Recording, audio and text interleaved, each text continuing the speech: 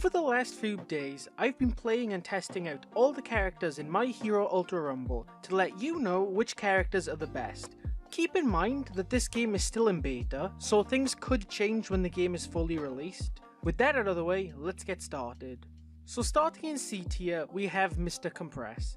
I hate to tell all 5 of you Compress fans out there, but he's the worst character in the game, by a long shot. His damage output is trash. Even if you max out his quirks, his escape options are extremely limited, and what I mean by that is, unless you're in an area of the map with a lot of cover, it's going to be difficult to get away from enemies. The main reason Mr. Compress is in C tier though, is because unless he is with a teammate, Compress cannot, and I repeat, cannot survive on his own. The thing with players in this game is that they will chase after you if you try to escape, unless they get ambushed by another team. So even if you manage to escape with Compress, it only takes one person to kill him. He can't fight back because his damage output is a joke, and you never feel like you're in danger when fighting a Compress. With other characters in the game like All Might, if you see one, you have to think about how you're going to approach. But with Compress, I can run straight at him, mash a bunch of buttons, and 10 times out of 10 you will beat him. Compress 100% needs some kind of damage buff because even though he is a support type character, he has no game changing qualities like other support characters in the game. Moving on to B tier, our next character is Todoroki. Now, Todoroki has a very specific playstyle. It's definitely interesting. He's classed as an assault type character, but I'll be honest with you, his quirks do fit more better in a support type. Todoroki's whole thing is that he can use his ice to freeze the opponents in place for a second or two. Then you and your teammates can attack the enemy and do a ton of damage. Todoroki's attacks do good damage, and if you know how to play him properly, he can 100% be a top character. The reason he is so low down the tier list is because of his biggest problem, end lag. For those of you that don't know, end lag is the time between the end of one attack and the start of another. This is where Todoroki falls completely flat. Out of all the characters in My Hero Ultra Rumble, Todoroki has the longest end lag, which is why if you play him and use his quirks, you need to make sure that your attacks hit the opponent, because Todoroki's end lag is so long, if the attack misses, you are wide open to be attacked, and there's nothing you can do to stop it. I feel like Biking thought that since Todoroki's attacks will freeze the opponent in place, it was fair to give him the extra end lag, and I can kind of agree with him since it would be OP if he could just freeze you in place and instantly attack you, but maybe lessen the end lag just a tiny bit. But other than that, Todoroki is a very solid choice if you're willing to put the time into learning him.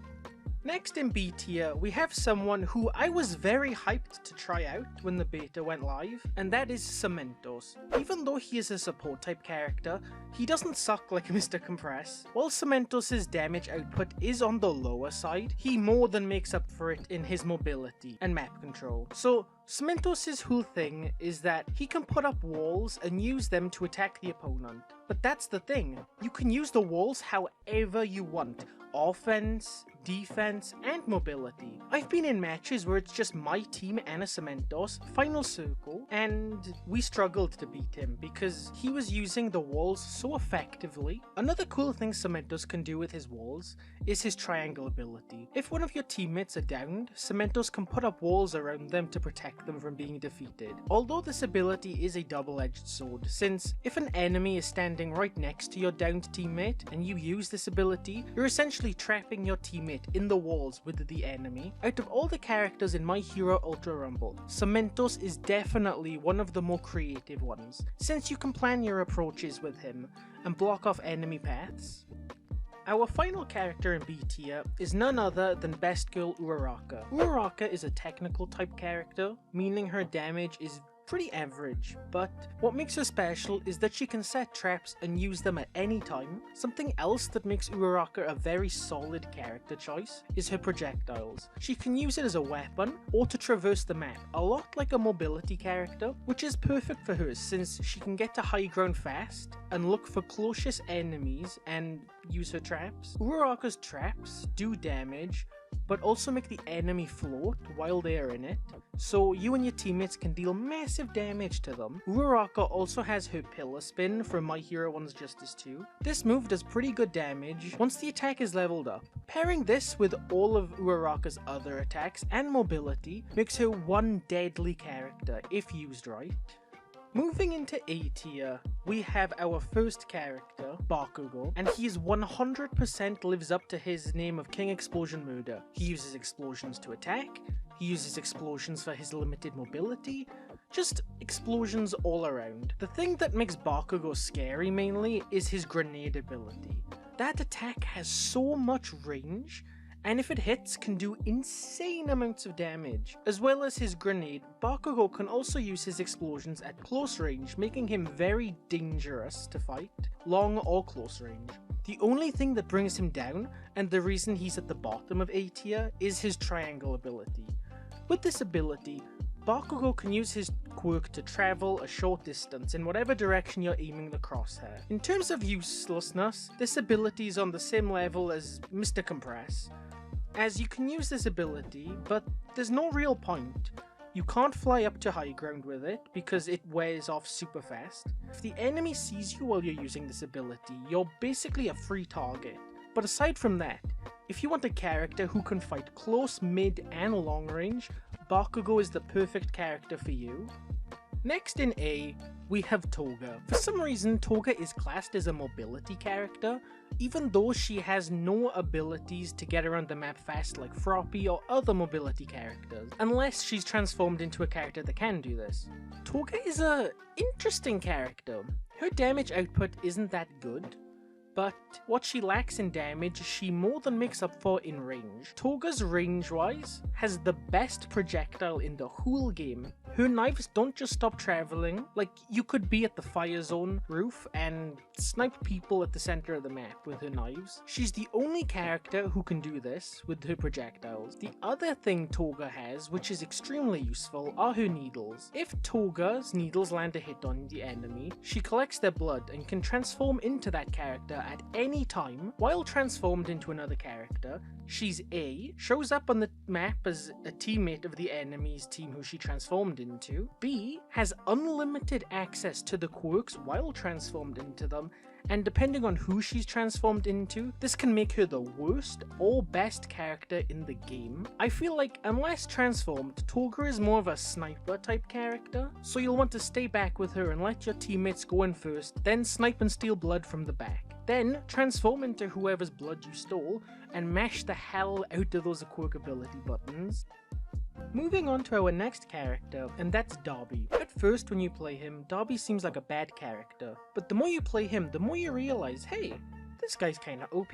Out of all the characters in the game, Dabi 100% takes the most skill to use. Dabi's specialties is traps. He can place up to 3 traps at once, which is great to use if you're being chased by enemies. Most of the time they will just run after you from behind, so you can place these traps while running away and catch the enemies in them for some really good damage. Dabi's other quirk is a huge flaming circle trap around him, trapping the enemy in it with you. This is great because you compare it with his other traps in the small circle, and this is a very effective way to kill an enemy. And the other thing, as well as all these great abilities he has, are 2 projectiles that work the same way as they do in My Hero 1's Justice 2. But the thing that makes them more effective than other projectiles in the game is that they track the enemy and have good damage. In my opinion, Dabi is a must-have for any team. He's simply one of the best trap characters in the game. Next in our tier list, we have Deku, and as you'll see when we get into the S tier characters, his character type is by far the best in the entire game. With this character type, they have one thing in common, and that is one okay-ish ability, and then one god tier ability, as in, this one attack will do over 100 damage. No other character types in the game can do this, and in Deku's case, that's his kick. This one attack can destroy shields in an instant, and to the point that this move tracks a little bit as well, meaning you will be able to hit most of the time. Deku's other abilities is his Black Whip, This it can be used as an attack or can be used for mobility to get around the map, which is very useful. Overall, if you want a character who can do mega damage and get out of the area fast, Deku's your character. And for our final character in A tier, we have none other than Mount Lady. Now, take everything I just said about Deku, minus the mobility, and double it. Mount Lady is an absolute unit when it comes to combat. Like Deku, she has her one attack that does god tier damage, and her other attack is a big stomp, which does good damage. Mount Lady also has her gigantification, it's her triangle ability. When Mount Lady does this, she grows huge, but also her attacks change and do even more damage than they did before. Also, I can't confirm this, but I also think she takes less damage from attacks while using gigantification, or at least that's how it feels. Now we move on to S tier, where we have the best this game has to offer. If you see any of these characters while in a match, 8 times out of 10, you're going to lose. Let's start off with one of these god tier characters. We have Froppy. I know, the frog? Yes, she's one of the best characters. Froppy is what I like to call a stab character. She is amazing at getting in close, doing small damage but continuously, and getting out of danger, then going back and doing the same thing over and over again. The thing that makes Froppy OP is that she is a master of stealth. One of her abilities is that she can turn invisible for a short amount of time, which is perfect for getting away from enemies or trying to hide while you're attacking or recharging. Froppy is the perfect example of you don't need high damage to be a good character, since most of her power comes from her mobility. So if you like a more speedy playstyle, Froppy is definitely the character for you.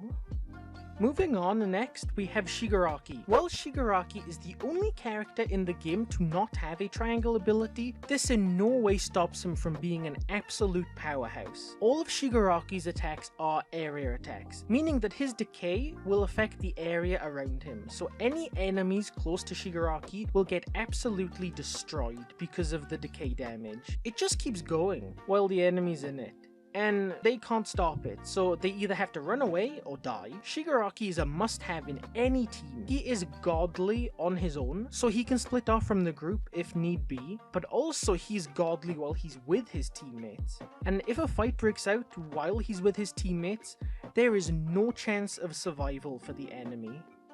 And finally, we have the best character in the game that 100 million kajillion % needs a nerf, or he will single-handedly kill this game, and that is the #1 pro hero, All Might. Before we go into what All Might can do, let me just tell you, he is so good that he can literally solo entire teams. Hell, I had matches with him where I got up to 12 kills with him. So let's start off with his triangle ability. All Might does a giant leap in the air. This move is extremely good, and you jump quite a distance too, so you can have time to heal up, or if you get damaged in a fight. Next are his projectiles. These are stupid. They do a stupid amount of damage, to the point where when they're maxed up, you can literally two-shot any character in the game. It is truly insane how much damage these do. And since All Might is this character type, like Mount Lady and Deku, you know he has one god tier attack. And that is, in All Might's case, this goes beyond god tier, because not only does this attack do an omega level amount of damage, it also locks your opponent into the animation of the attack, meaning you can cancel this attack midway through, still do all the damage, and use the other attacks to do even more damage. It really is shocking how much better All Might truly is compared to every other character in the game. Like, I like a strong character, but Viking either needs to nerf his damage or make the other character stronger. Otherwise, the balance of this game will never be fair. And that's it for the tier list. Let me know what you guys think if you played the beta. My name is Webb, thank you for watching, and I will see you next time.